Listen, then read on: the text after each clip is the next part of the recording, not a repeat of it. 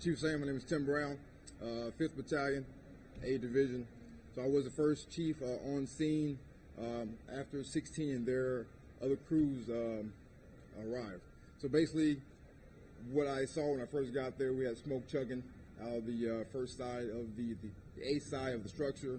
Looking at the type of smoke that was coming out of the structure, as Captain had said during his first initial arrival, the smoke itself was definitely petroleum-based fire.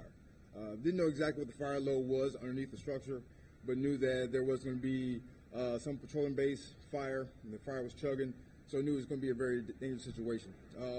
So at that point, just trying to set up to make sure that we could basically stabilize this structure and make sure that fire didn't go any further than where it was.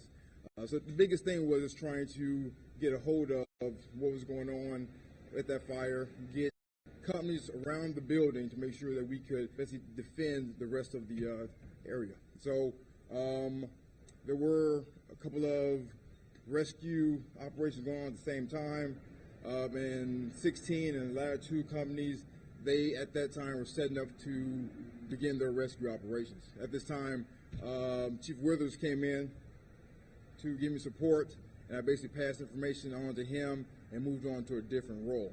So that role lasted for the next 10 hours, so I'm not going to talk about all that.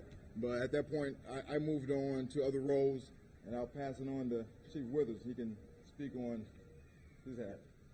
So next.